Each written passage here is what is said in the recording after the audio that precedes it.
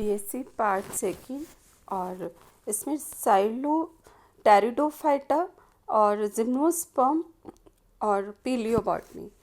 हम यहाँ पर टेरिडोफाइटा में एक्सटिंक्ट ग्रुप में में स्टडी करेंगे। तो ये फर्स्ट लैंड प्लांट्स थे, इनकी स्टडी करेंगे, जिसमें राइनिया के बारे में हम पढ़ेंगे।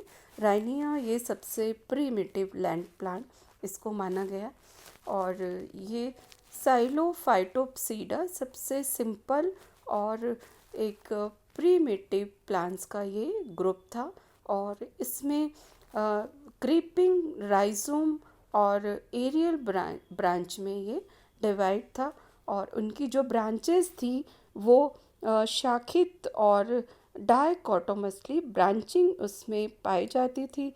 जनरली इनमें ये नेकेड अवस्था में ये देखने को मिलते हैं।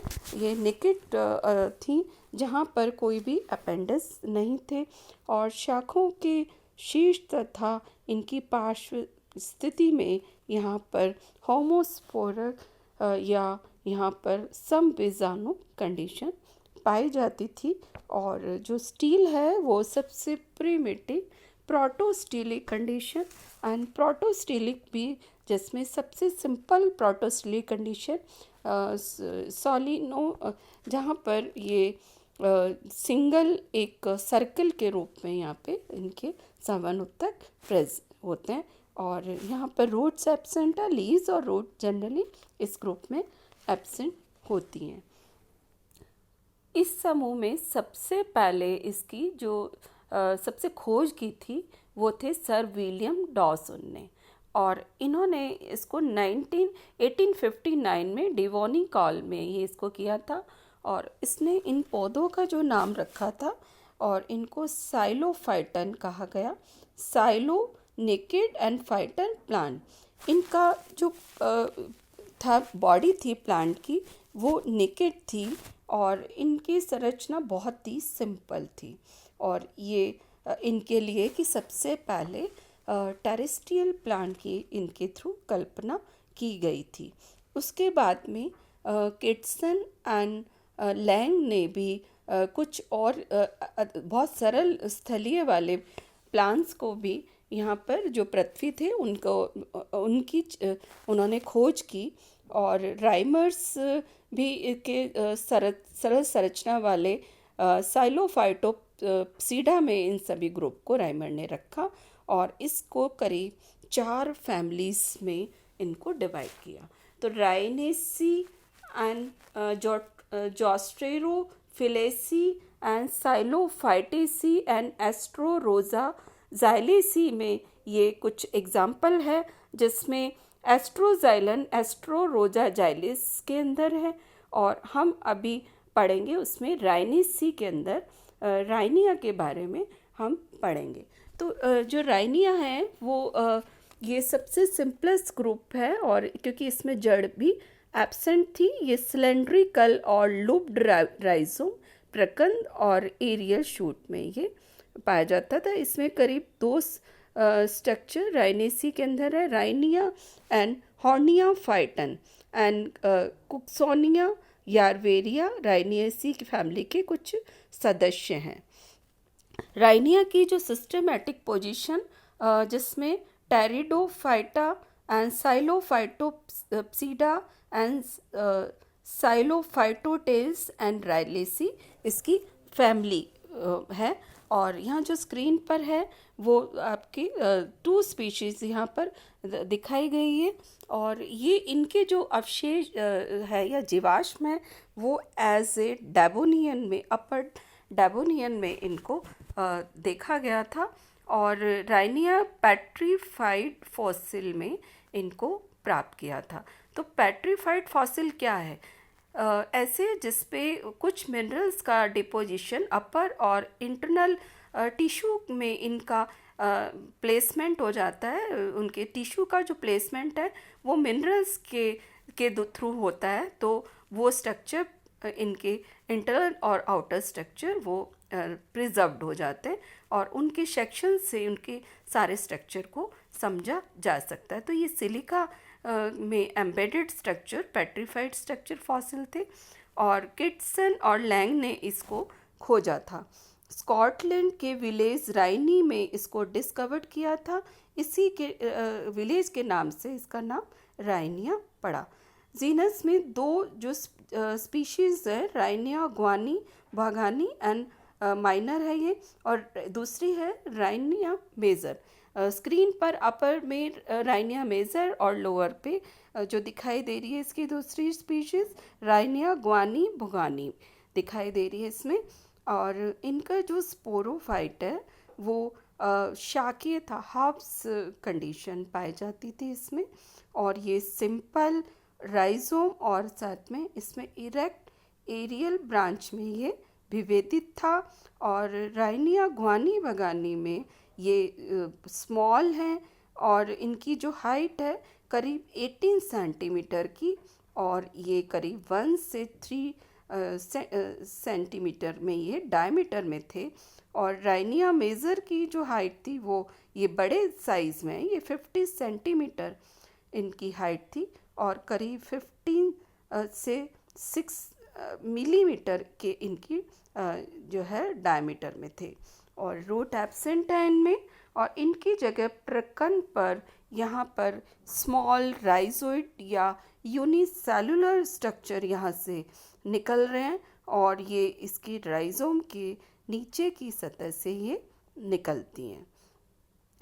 वायवीय जो शाखाएं हैं, इरेक्ट ब्रांचेस, ये डायकोटोमस है कि प्रत्येक जो ये विभाजन जहाँ पर शाखाएं एंड पर दो शाखाओं में विभाजित हो जाती है, ये एक प्रीमिटिव कैरेक्टर है जिसमें द्विविभाजन हो जाता है। और मोनोपोडियल जहाँ पर जो लगातार एक सिंगल जो ब्रांच करती है और दूसरी ब्रांचेस उसकी साइड से निकलती है, ये कंडीशन मोनोपोडियल है। तो यहाँ पे अवस्था पाई जाती है, वो अवस्था है डायकोटोमस या द्विविभाजी अवस्था पाई जाती है। और इनके अंदर राइनिया में जो शाखाएं में देखा है कि यहाँ पे कुछ एडवेंशियस ब्रांचेस निकल रही है। राइनिया गुआनी भगानी के अंदर जो पेरेंट प्लांट से अलग यहाँ पर ये वेजिटेटिव ग्रोथ करती है या उनमें जनन करती है। तो इस तरह के जो स्ट्रक्चर यहाँ पर इसमें देखने को मिलते हैं। तो राइनिया मेजर में जो स्पोरेंजिया होते हैं वो एक मे बी सिंगल और मे बी सबसे टॉप पे 2 हो सकता है, लेकिन राइनिया माइनर के अंदर हमेशा जो फर्टाइल ब्रांच है, दोनों ही जो पोर्शन है जिनके शीर्ष पर दोनों स्पेयर्ड में स्पोरेंजिया पाए जाते हैं। और इनके यहाँ पर इंटरनल स्ट्रक्चर में हम राइजोम एंड एरियल ब्रांचेस दोनों ही एक जैसे हैं, सिमिलर हैं, क्योंकि इनके स्ट्रक्चर में केवल दोनों में बहुत अंतर नहीं होता, सेम एक ही तरह के स्ट्रक्चर देखे गए हैं। और इसमें ये टीएस में इनकी जो संरचना है राउंड या गोल ही थी या बेलनाकार हो सकती है। और इस पर एक सबसे बाह्य जो त्वचा है, एक सिंगल लेयर बाह्य जो कि स्मॉल एंड चपटी कोशिकाएं हैं, वो एपिडर्मिस है, और थिक क्यूटिकल इसके चारों तरफ पाई जाती है। और दूसरा इनके जो यहाँ पर गार्ड सेल या स्टोमेटा भी इनके स्टैम में देखने को मिलते हैं, और साथ में उसको कई सब्सिडरी सेल इनके साथ में ये उपस्थित रहती थी। और कॉर्टिकल जो पोर्शन है इसमें बाहर और अंदर के पोर्शन को डिवाइड किया जा सकता है या इसको विभेद किया जा सकता है, जिसमें बाहर की जो सेल्स हैं वो थोड़ी सी लंबी इलोंगेटेड सेल है और इनके अंदर इंटरसेलुलर स्पेस नहीं मिलता। ये मृदुत्व की है, सॉफ्ट टिश्यू की बनी होती है। पैरेन्काइमेटस सेल ये एंगुलर शेप की है, और अंदर की जो कोशिकाएं हैं वो गोल हैं और ये मृदुत्व की हैं, जिसके बीच में बड़े बड़े एयर स्पेस पाए जाते हैं और इनके अंदर यहाँ पर क्लोरोफिल भी इनकी सेल्स में मिलता है। तो ये इनमें स्टोमेटा जो कि गार्ड सेल के साथ में बहुत सारी सब्सिडरी सेल इनके स्टेम पर ही मिलती है। और इनके केंद्र पे प्रोटोस्टीलिक कंडीशन है जिसमें बीच में जाइलम और बाहर की ओर फ्लोएम प्रेजेंट है। और यहाँ पर आप देख सकते हैं कि यहाँ पे एंडोडर्मिस और परिरम या पेरिसाइकिल एब्सेंट है, यहाँ पर दोनों नहीं होती। और सेंटर में जाइलम है। जाइलम के अंदर बहुत ही सिंपल और सरल टाइप का जाइलम पाया जाता है जिसमें स्पाइरल थिकनिंग इनकी वॉल पर है। और जनरली यहाँ पर जो छोटी ट्रैकिड है वो केंद्र की ओर होती है और इसके सराउंडिंग में फ्लोएम है जो 2 से 3 लेयर है। और इनकी जो सेल्स हैं जो थोड़ी सी लंबी और ऑब्लिक सेप्टा से ये होती हैं और इनके अंदर जो सेल्स हैं ये कुछ ही लेयर्स होती है और सरल टाइप के फ्लोएम यहाँ देखने को मिलते हैं। और जैसे कि कुछ साइंटिस्ट ने कहा कि जैसे एडवर्ड 1986 ने बताया कि राइनिया मेजर में जाइलम के अंदर ट्रैकिड नहीं होती और ये ट्रैकिड नहीं केवल पानी को सघन करने वाली कोशिकाएं मात्र हैं और इनमें ये केवल ये एक जैसी सेल्स हैं और थिक वॉल वाली हैं, लेकिन इस पर लिग्निन का कोई भी इसके अंदर डिपोजिशन नहीं है। इसे हाइड्रोम कहा। और दूसरे जो बाहर की जो सेल्स हैं वो फोटोसिंथेसिस का काम कर रही हैं, उनको इसने हेप्टोन कहा और लेप्टोन कहा जो कि भोजन बनाने वाली कोशिकाएं होती हैं। और इस तरह से इसका जो स्ट्रक्चर है बहुत ही सिंपल स्ट्रक्चर होता है। और यहाँ पर ये स्ट्रक्चर जहाँ पे 2 गार्ड सेल दिखाई दे रही हैं और इसको सेल्स को कवर किए हुए बहुत सारी सब्सिडरी सेल दिखाई दे रही हैं। यहाँ पे जो दिखाई देते हैं कि यहाँ पे स्पोर वॉल के अंदर स्पोर वॉल के जो दिखाई दे रहे हैं, यहाँ पे स्पोर ये ट्रेटेड अवस्था के अंदर नज़र आ रहे हैं। और ट्रेटेड अवस्था के अंदर जहाँ पे यानी कि ये चतुष्क के उसमें ये कंडीशन के अंदर यहाँ पे स्पोर मियोसिस के बाद में इनमें बने होंगे। और इनके अंदर देन हम आते हैं इसके स्पोरेंजिया के स्ट्रक्चर में।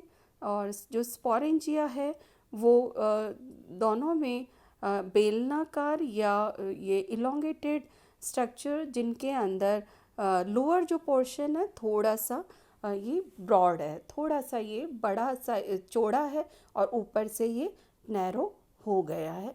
और इनकी जो स्टडी है वो हमेशा एक लंबवत काट या वर्टिकल सेक्शन में इसको किया जाता है और इनमें मोटी भित्ति मिलती है,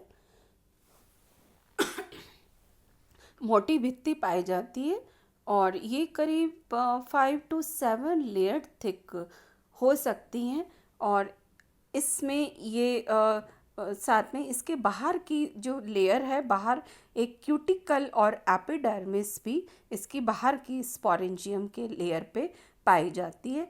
और इनकी सबसे जो इनर मोस्ट है वॉल लेयर में इसमें वो tapetum as a nutritive cell के रूप में काम करती हैं। इनकी कोशिकाएं गोल होती हैं। टैपिटम का काम डेवलपिंग स्पोर को न्यूट्रिशन देने से होता है।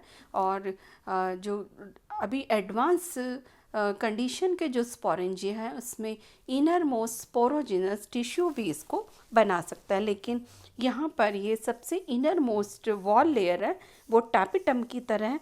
और जो कैविटी में बीजाणु दिखाई देते हैं वो एज ए ट्रेटेड के रूप में होते हैं, चतुष्क के रूप में होते हैं, और इनमें सिंगल न्यूक्लियाई और स्टार्च ग्रेन्स को देखा जा सकता है।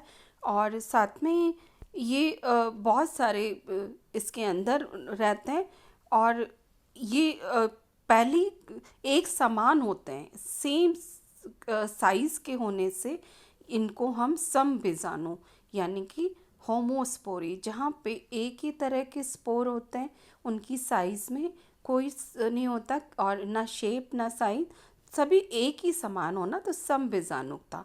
समबीजाणुकता कंडीशन होती है तो एक ही तरह के गैमेटोफाइट बनते हैं यहाँ पे।